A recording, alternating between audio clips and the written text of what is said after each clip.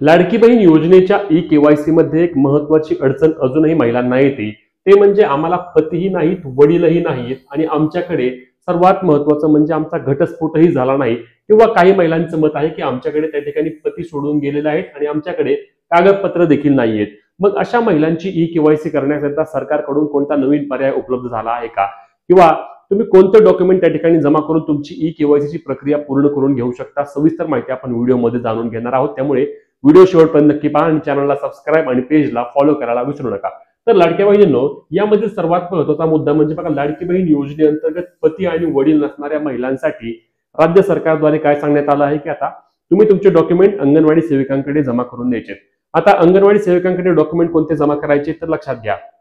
ज्या पतींचा किंवा ज्या महिलांचा घटस्फोट झाला आहे त्या ठिकाणी घटस्फोटाचे प्रमाणपत्र त्या ठिकाणी जमा करू शकतात, किंवा ज्यांच्या पती किंवा वडिलांचे निधन झाले आहे त्या ठिकाणी तुम्ही मृत्यूचा दाखला त्या ठिकाणी अपलोड करू शकता। परंतु ज्यांच्याकडे मृत्यूचा दाखलाही नाही आणि ज्यांच्याकडे घटस्फोटही झाला नाही अशा महिलांबाबत काय होणार, तर अशा महिलांबाबत त्या ठिकाणी सरकारकडून एक वेगळा निर्णय घेतला जाऊ शकतो का, तर यामध्ये बघा सर्वात महत्त्वाची बाब म्हणजे पती सोबत राहत नाहीत अशा महिलांनी काय करायचं। ज्यांच्या सोबत पती राहत नाहीत अशा देखील अनेक महिला आहेत की ज्यांचं मत आहे की आमच्या सोबत आमचे पती राहत नाहीत, पती आमच्या सोबत आमचे राहत नाहीत, मग आम्ही काय करायचं। लक्षात घ्या, जर तुमचे पती हरवले आहेत किंवा तुमचे पती तुम्हाला सोडून गेलेले असतील तर अशा वेळेस बऱ्याचशा महिलांनी काय केलेलं असतं की त्या ठिकाणी पोलीस स्टेशनमध्ये एक तक्रार केलेली असते आणि पोलीस स्टेशन मधली तक्रार जे की तुम्ही FIR म्हणू शकता, जी FIR तुम्ही केलेली असेल ती देखील तुमच्या लाडकी बहीण योजनेअंतर्गत डॉक्युमेंट जमा करताना चालू शकते। कारण आपल्याला माहिती आहे की निराधार योजना असेल किंवा श्रावणबाळ योजनांमध्ये देखील अनेक महिलांनी या पद्धतीने आपले डॉक्युमेंट दिले होते आणि तेव्हा ते डॉक्युमेंट त्या ठिकाणी चालून देखील घेतले गेले होते। म्हणूनच त्या ठिकाणी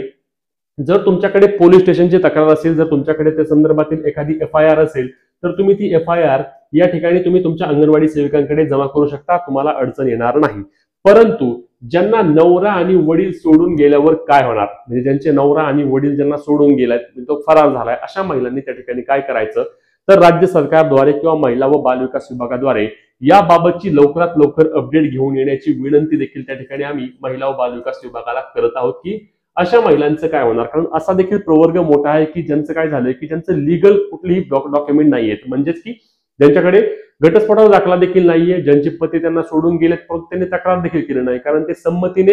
एकमेकांपासून वेगळे झाले आहेत परंतु कायदेशीर पद्धतीने ते अजूनही एक समजलं जातं कारण त्यांच्याकडे कोणत्याही प्रकारे त्या ठिकाणी दाखला नाहीये। मग अशा महिलांसाठी राज्य सरकारद्वारे लवकरात लवकर अपडेट आणण्यात यावी, कारण आता लाडक्या बहिणींना ई-केवायसी करण्याकरिता मुदत संपत आहे। त्यानंतरचा महत्त्वाचा मुद्दा असणार आहे तो म्हणजे की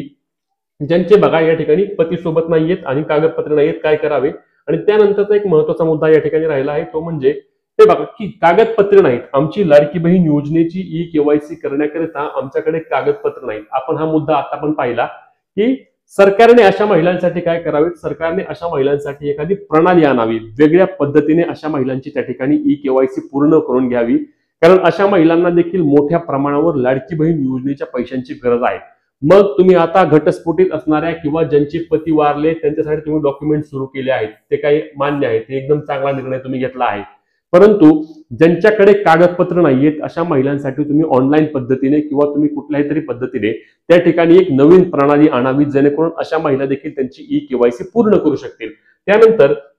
यामध्ये बघा एक महत्त्वाचा मुद्दा की ग्रामपंचायत किंवा नगरपालिकाचा दाखला चालू द्यावा। मग हा दाखला कोणता चालू द्यावा हे लक्षात घ्या, समजा एखाद्या महिलेचा पती तिला सोडून गेला आहे तर या संदर्भात गावामध्ये बऱ्याच प्रमाणामध्ये माहिती असते की हे दोघं सोबत राहत नाहीयेत, नवरा सोडून गेला आहे किंवा यांच्या संमतीने खटकला आहे, तर अशा वेळी ग्रामपंचायतचा न हरकत दाखला वगैरे जर सरकारने या ठिकाणी चालवून घेतला तर या ठिकाणी महिलांची ई-केवायसी प्रक्रिया पूर्ण होईल। तुम्हाला काय कशासाठी पाहिजे की तुम्ही म्हणताय की आम्हाला एक माहिती हवी की बाबा ही महिला संबंधित गावातली रहिवासी आहे का, संबंधित नगरपंचायतमध्ये ही राहते का आणि तिला खरंच लाडकी बहीण योजनेच्या पैशांची गरज आहे का, तर या संदर्भात तुम्ही हा देखील दाखला चालवून घेऊ शकता किंवा तुम्ही इतर कोणती तरी वेगळ्या पद्धतीने त्या ठिकाणी प्रणाली तुम्ही आणा, परंतु लाडक्या बहिणींना ई-केवायसी करण्याकरिता तुम्ही लवकरात लवकर या पद्धतीने कोणती तरी संधी द्या, जेणेकरून अनेक लाडक्या बहिणींची ई-केवायसी प्रक्रिया बाकी आहे ती त्यांची ई-केवायसी प्रक्रिया पूर्ण करून घेऊन योजनेचा पुढील लाभ घेऊ शकतील। अशा महिलांचा वर्ग देखील मोठ्या प्रमाणावर जास्त आहे। त्यामुळे लाडकी बहीण योजनेअंतर्गत ई-केवायसी करताना तुम्हाला कोणत्या अडचणी येत आहेत कमेंट करून नक्की सांगा। ही महत्त्वाची व्हिडिओ शेअर करायला आणि अशाच कामाच्या माहिती आणि अपडेटसाठी पेजला फॉलो आणि चॅनलला सबस्क्राइब करा, कारण आपण यापुढे अशाच पद्धतीने तुम्हाला वेगवेगळ्या व्हिडिओ घेऊन येणार आहोत.